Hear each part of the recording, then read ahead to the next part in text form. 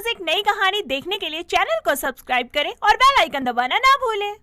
Rihanna अपने पति अबीर के साथ समुद्र के किनारे घूमने जाती है, जहां रिहाना अबीर के साथ शाम के समय हाथ में हाथ डाले समुद्र के किनारे बैठी थी। तभी अबीर रिहाना से कहता है, रिहाना मैं बहुत खुश हूँ कि उस दिन हम दोनों ने सही फैसला लिया, नहीं तो आज हम साथ नहीं होते। हाँ अबीर, सही कहा। सब लोगों के इतना कहने के बावजूद भी हमने अपने दिल की बात सुनी और अपने रिश्ते को चुना। इतना कहकर दोनों एक दूसरे को कसकर गले लगा लेते हैं और फिर अपने घर चले जाते हैं। रात के समय अबीर रियाना की गोद में सर रखकर सो रहा होता है। तभी रियाना उसके बालों को संवारते हुए बीते पलों को याद करने लगती है, जब वो पहली बार अबीर से अपने दोस्त की शादी में मिली थी। रियाना अपने परिवार के साथ अपनी दोस्त अर्चना की शादी में जाती है, जहां सभी लोग कार से उतरते हैं। रियाना के पिता कार को लॉक करके आगे चले जाते हैं। जैसे ही रियाना अपने परिवार के पीछे जाने लगती है, तो वो देखती है कि उसका दुपट्टा कार के दरवाजे में फंस गया है। तो वो अपना दुपट्टा जैसे ही खींचकर बाहर निकालने की कोशिश करती है, लेकिन वो नहीं निकलता। तभी उसके पास अबीर आता है और कहता है, हेलो मिस, रुकिए, ये क्या कर रही हैं? आपका दुपट्टा खराब हो जाएगा, रुको मैं हेल्प करता हूँ।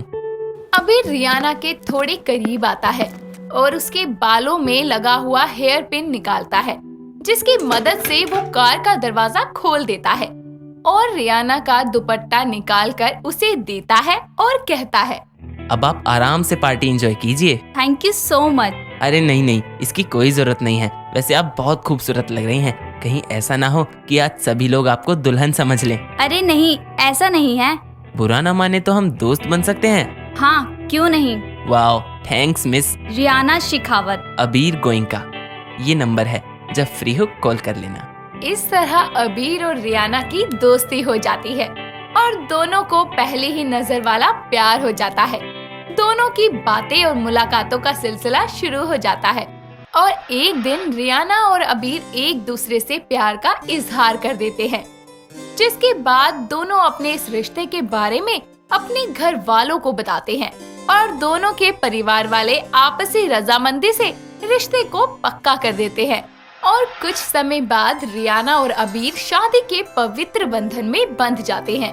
शादी के बाद रियाना भी अच्छी बहू की तरह घर की सारी जिम्मेदारियों को निभाती है और साथ ही साथ नौकरी भी करती है। वहीं अबीर भी MNC कंपनी में जॉब करता है। दोनों अपने काम में इतना ज्यादा बिजी रहने लगते हैं कि एक दूसरे को टाइम ही नहीं दे पाते। ऐसे ही एक दिन रियाना अबीर को कॉल करके कहती है, सुनिए, आज आप जल्दी घर आ जाना, हम बाहर कैंडल लाइट डिनर के लिए चलेंगे। शाम हो जाती है पर अबीर अब तक घर नहीं आया था। रियाना को इंतजार करते करते रात के 12 बज जाते हैं। तभी अबीर नशे की हालत में लड़खड़ाता हुआ घर आता है और कहता है, सॉरी डार्लिंग, सॉरी डार्लिंग, आज थोड़ी ज्यादा होगी, सॉरी डार्लिंग। अबीर, ये क्या मजाक है? तुम नहीं जाना चाहते थे, तुम मना कर देते। ये क्या हाल बनाकर आए हो तुम अपना? अरे यार, तुम हमेशा इतने सवाल क्यों करती हो? जाना है तो चलो, नहीं तो यहीं मरो। जुबान संभाल कर बात करो अबीर, बीवी हूँ तुम्हारी मैं, नौकरानी नहीं। इतनी मुश्किल से तुम्हारे लिए टाइम निकालती हूँ और तुम बाहर से ही फुल टाइट होकर आते हो। अरे रे, इतनी मेहरबानी बीवी साहिबा।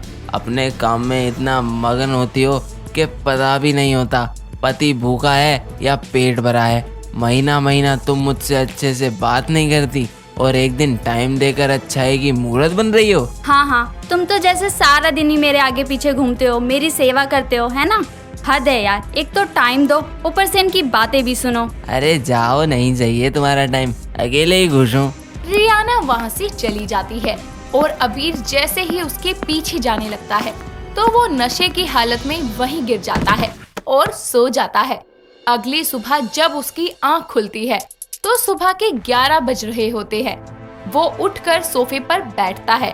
यहाँ उसे टेबल पर एक खत मिलता है जो कि रियाना ने लिखा था। जब संभलती नहीं है तो पीते क्यों हो? जा रही हूँ मैं तुम्हारी जिंदगी से हमेशा के लिए। अकेले खुश रहना तुम, अब खुद बनाओ और खुद खाओ। मैं चली अपने मायके।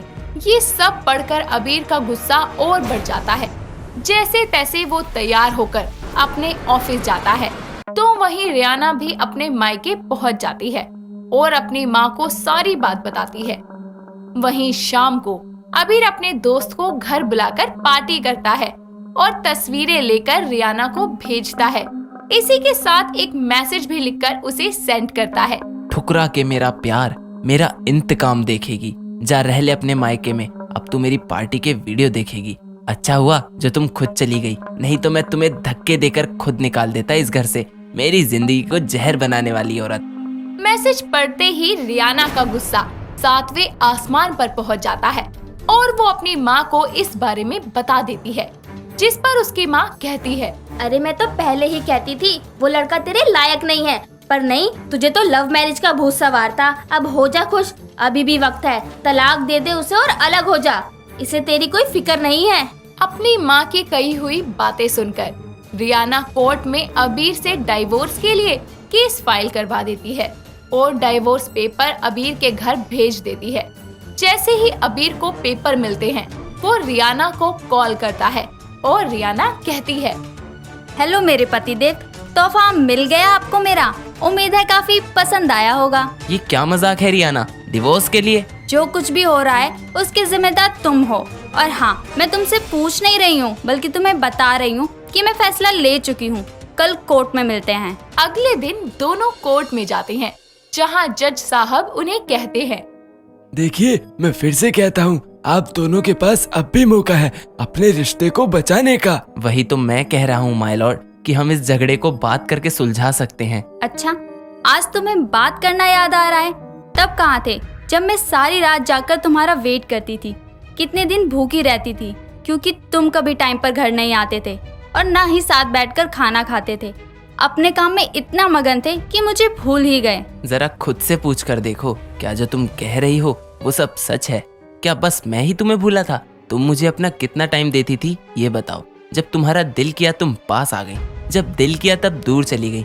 अरे यार, सच तो ये है कि हम दोनों ही अपने काम में इतना बिजी थे कि हम भूल गए थे कि काम के अलावा भी हमारी जिंदगी है जिसे हमें मिलकर जीना है। अबीर की ये बात सुनकर रियाना की आंखों में आंसू आ जाते हैं और वो झट से उसके गले लग जाती है। दोनों एक दूसरे का हाथ थामे कोर्ट से बाहर जाते हैं और डाइवोर्स नहीं लेते।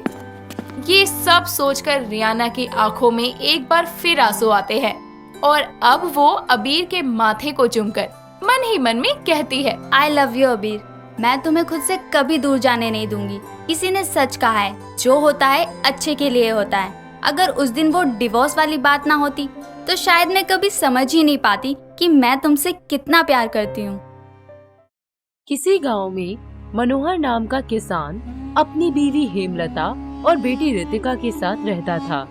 उनके घर की आर्थिक हालत बहुत खराब थी, खाने का गुजारा करना भी मुश्किल हो गया था।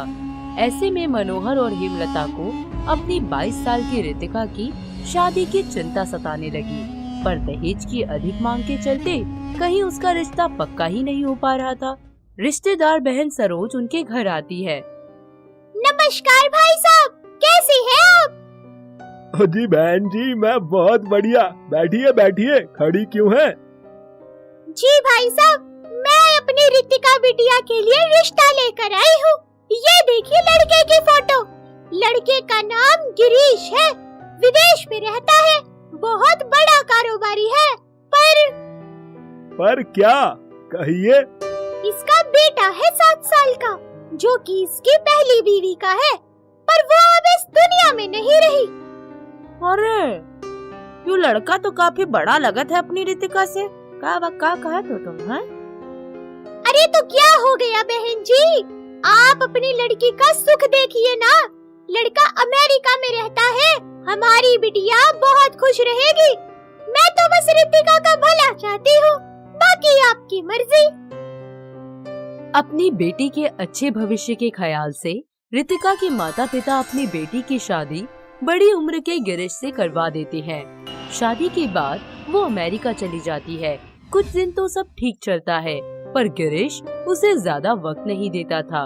वो सारा दिन अपने काम में लगा रहता था। ऐसे ही एक दिन, जी सुनिए ना, क्यों ना हम अपने रिश्ते को अब आगे बढ़ा ले। देखो रितिका, मैं जानता हूँ कि तुम्हारे भी इस शादी को लेकर बहुत से सपने हैं, लेकिन ये शादी मेरे लिए सिर्फ एक समझौता है। क्या कहा आपने? समझौता? पर ये शादी तो मेरे लिए मेरी पूरी जिंदगी है। तुम तो जानती हो कि तुम्हारी और मेरी उम्र में कितना फर्क है। ये शादी मैंने सिर्फ अपने बेटे विराज के लिए की है, ताकि उसे कभी माँ की कमी महसूस ना हो। जी मैं सब जानती हूँ और आपकी बात को भी समझती हूँ, इसीलिए आज के बाद हम इस टॉपिक पर कभी बात नहीं करेंगे। प्लीज रितिका, मुझे माफ कर दो। मैं तुम्हारी बहुत इज्जत करता हूँ, बस अपनी पत्नी का हक तुम्हें कभी नहीं दे सकता। जी माफी क्यों मांग रहे हैं आप? शायद मुझे भागन के भाग में यही लिखा था। ऐसे ही वक्त बीतता है। रितिका किसी तरह सारी बातों को भुलाकर जिंदगी में आगे बढ़ने लगती है, तो वहीं विराज भी अपनी पढ़ाई पूरी करने हॉस्टल चला जाता है। 15 साल बीत जाते हैं। वहाँ रितिका अमेरिका के माहौल में खुद को पूरी तरह से ढाल लेती है। वो वहाँ का पहनावा, रहन सहन सब बदल देती है। ऐसे ही एक दिन गिरीश की तबीयत खराब हो जाती है। अरे अरे कोई है, मेरी मदद करो रितिका, रितिका। अरे अरे गिरीश जी, क्या हो गया आपको? संभालिए खुद को, मैं अभी डॉक्टर को फोन करती हूँ। रितिका उसे लेकर हॉस्पिटल जाती है, जहाँ डॉक्टर उसका इलाज करते हैं। डॉक्टर साहब, क्या हुआ है मेरे पति को? जी देखिए, आपके हस्बैंड को लास्ट स्टेज का कैंसर है और इनके पास ज्यादा वक्त नहीं है। क्या? नहीं नहीं, ऐसा नहीं हो सकता। प्लीज मैम, संभालिए अपने आप को। डॉक्टर की बात सुनकर रितिका बहुत ज्यादा परेशान हो जाती है और तुरंत विराज को फोन करती है। हेलो हेलो विराज। ओ हाय रिट्स, कैसी हो तुम? विराज, तुम फौरन हॉस्पिटल आ जाओ। क्या हुआ रिट्स, तुम रो क्यों रही हो? सब ठीक है ना? वो तुम्हारे पापा को कैंसर है। डॉक्टर ने कहा है कि उनके पास ज्यादा टाइम नहीं है। मैं बहुत अकेली पड़ गई हूँ, तुम प्लीज जल्दी आ जाओ। ये सब सुन विराज फौरन सब कुछ छोड़ छाड़ कर हॉस्पिटल आ जाता है और अपने पिता से मिलता है। पापा, ये आपको क्या हो गया पापा? अरे बेटा, तू आ गया। तुझे देखने की मेरी आखिरी इच्छा पूरी हो गई। बेटा, अब मैं खुशी से मर सकता हूँ। पापा, आप ऐसा क्यों बोल रहे हैं? मैं आ गया हूँ ना। तभी अचानक से गिरीश की सांसें फूलने लगती हैं। विराज फौरन डॉक्टर को बुलाता है। डॉक्टर सिचुएशन कंट्रोल करने की बहुत कोशिश करते हैं, पर गिरीश की मौत हो जाती है। गिरीश के जाने के बाद विराज और रितिका का रो रो कर बुरा हाल हो जाता है। कुछ दिन बीत जाते हैं। दोनों इस सदमे को भुलाने के लिए एक दूसरे का सहारा बनते हैं। ऐसे ही एक दिन, ना जाने मेरा क्या होगा। बचपन में मेरी माँ मुझे छोड़ के चली गई थी और अब पापा आप भी। विराज, हौसला रखो। अगर तुम ऐसे हिम्मत हार जाओगे तो क्या होगा? चुप हो जाओ, मैं हूँ ना तुम्हारे साथ। सच में ना रिट्स, तुम मेरे साथ रहोगी ना? हाँ, बस अब तुम रोना बंद कर दो। वक्त बीतता जाता है। विराज को रितिका के साथ वक्त बिताना बहुत अच्छा लगता है, क्योंकि वो दोनों एक ही उम्र के थे। उन दोनों में अच्छी दोस्ती हो जाती है। माँ बेटे का रिश्ता दोस्ती में तब्दील हो जाता है। वो दोनों एक साथ घूमने जाते, खाना खाते और ढेरों बातें करते। विराज रितिका से प्यार करने लगता है, पर उसे कह नहीं पाता। ऐसे ही एक दिन रितिका का बर्थडे होता है। ओ रिट्स, रिट्स, कहाँ हो तुम? यहाँ आओ। हाँ बोलो, क्या हुआ? क्यों चिल्ला रहे हो? यही तो हूँ। हैप्पी बर्थडे रिट्स, और ये रहा तुम्हारा gift. Oh thank you Viraj. Wow, कितना सुंदर ड्रेस है। मानना पड़ेगा विराज, तुम्हारी चॉइस है ना, बहुत बेस्ट है। Thank you dear. अब जल्दी से तैयार हो जाओ, सेलिब्रेशन के लिए बाहर भी तो जाना है। विराज और रितिका डिनर करने के लिए रेस्टोरेंट जाते हैं। जैसे ही वो दोनों वहाँ से वापस आ रहे होते हैं, तभी रास्ते में कुछ गुंडे उनको रोक लेते हैं और रितिका के साथ छेड़खानी करने लगते हैं। विराज को ये देखकर बहुत गुस्सा आता है। वो जमकर उन गुंडों की पिटाई कर देता है और उनको वहाँ से भगा देता है, मगर हाथापाई में उसे भी काफी चोटें लग जाती हैं। रितिका उसे लेकर घर आती है। विराज, तुम्हें क्या जरूरत थी उन लोगों से लड़ने की? देखा कितनी चोट लग गई तुम्हें। अगर तुम्हें कुछ हो जाता तो? रिट्स, मैं बर्दाश्त नहीं कर सकता कोई तुम्हें ऐसे बोले। पर क्यों? बोलो, मैं पूछती हूँ, आखिर ऐसा क्यों? क्योंकि मैं तुमसे प्यार करता हूँ रिट्स। क्या? ये तुम क्या कह रहे हो विराज? हाँ रिट्स, हमारा रिश्ता चाहे जो भी था, पर मुझे पता ही नहीं चला कि हमारी दोस्ती कब प्यार में बदल गई। प्यार तो मैं भी तुमसे बहुत करती हूँ, पर समाज वाले कभी हमारे इस रिश्ते को नहीं समझेंगे। लोगों की चिंता तुम मत करो, बस तुम मुझसे प्यार करती हो ना, यही है बहुत मेरे लिए। ये बात बोलकर वो एक दूसरे को गले लगा लेते हैं और अपने इस नए रिश्ते की शुरुआत करते हैं।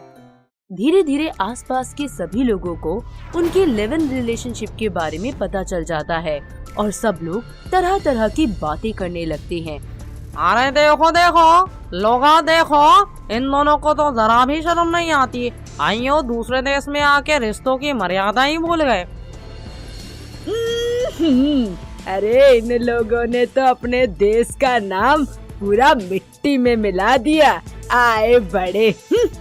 रोज रोज सबकी ऐसी बातें सुनकर विराज को बहुत दुख होता है। वो फाइनली रितिका से शादी करने का फैसला ले लेता है। दोनों कोर्ट मैरिज कर लेते हैं और सबके सामने अपने प्यार की सच्चाई को रखते हैं। इस तरह रितिका की अधूरी जिंदगी पूरी हो जाती है और उसे अपना एक हम उम्र हमसफर मिल जाता है। तो दोस्तों, कैसी लगी आपको हमारी ये अनोखी कहानी? क्या आपके पास भी ऐसी कुछ अनोखी लव स्टोरी है? अगर हाँ, तो बैठे क्यों हो खाली? करो हमें कमेंट।